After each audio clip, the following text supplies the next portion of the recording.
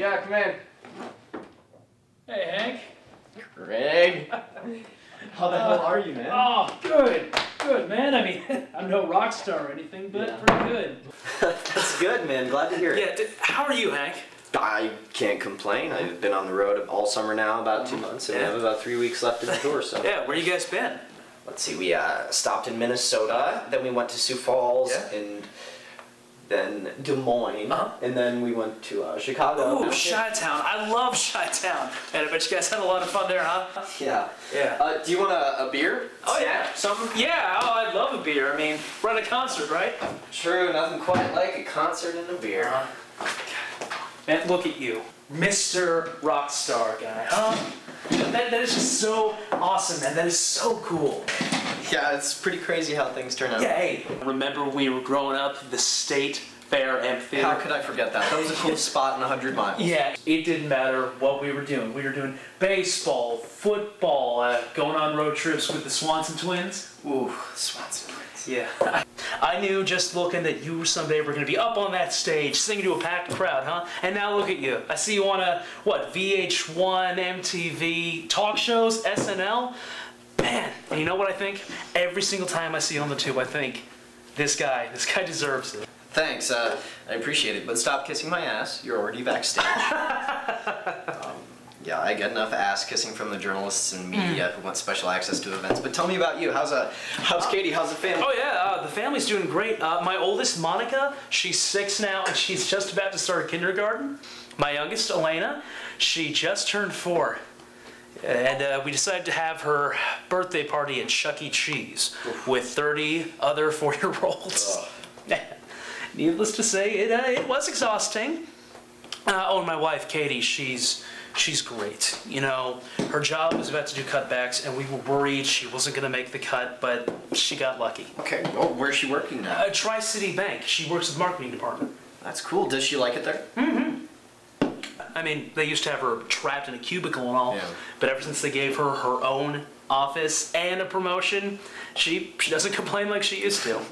That's good. And you two are good? Oh, we are great. You know, we are better than ever. We're great. Glad to hear that. You still got 2 weeks left on the road. Yep, we got 2 weeks left in the tour, and then I head home for a week and a half, and then I head off to Nashville to start that new record. Man, you get to do such cool stuff, you know? Living life on the road, headlining venues, selling tickets, making records. Yeah. Living the life of a real rock star. I envy you, Hank. Hey, remember those shows at the State Fair Amphitheater? Oh, yeah. That Bon Jovi set? Oh, Yeah. God, that was the show that really hit me. We waited in line for what, 5 hours just to get our seats choice? Yeah, and then no one showed up for 2.5 hours. Yeah. Cool. We started the Bon Jovi chant before they even took the stage. Yeah. And then the lights went out, and the music for their first song hit, and the crowd went absolutely apeshit. Yeah. The more they played, the more hypnotized I became. I couldn't tell you a single thing I learned my senior year, but I could tell you the set length, the lights, the guitars, the drums, the basses, everything. I could reenact that entire concert like I was John Bon Jovi. I mean, that's the only thing I could think about after that. The idea of a 9-to-5 job just frightened me. So, I got the job working at the amphitheater and taking tickets, working concessions, sweeping, anything I could do just to get close to the artists. I studied them so closely.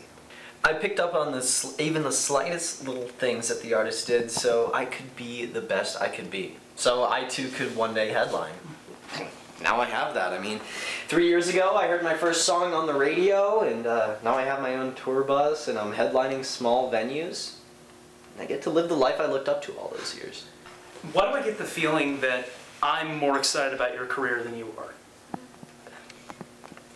You mentioned your daughter's birthday party at Chuck E. Cheese. Tell me about it. How was that? It was good. It was really good. And did you have a good time? Yeah, well, aside from the fact that I had to babysit a whole bunch of 4-year-olds, yeah, it was a lot of fun. What kind of cake did you get her? Chocolate with yellow and black frosting. SpongeBob and his friends were on it. That sounds incredible, Greg. You know, I spend about 300 days on the road every year. Almost a new town every single day. When I was in Chicago, we got there at 4, and then we had a sound check at 5, and then the show started at 7:30, and then right after that I had to crash because I had a radio interview at 8 a.m. the next day, and then another interview at 9:30. Had to shoot a commercial at noon, then I had a meeting with the label at 3, then back to the arena at 5, and then after the show we had to pack up and hit the next town. Sure, I got to see the town as we were driving around, but I never got to actually enjoy it. 3 out of 4 times I don't actually enjoy the city I'm in. You know, your story about Katie's job, Monica starting kindergarten, Elena's birthday party, that's really interesting to me. I really wish I could have been there for her birthday party. Are you okay, Guy? Yeah, it's just kind of tough living on the road. I've tried to have 2 serious relationships in the past 3 years, and both of them went south.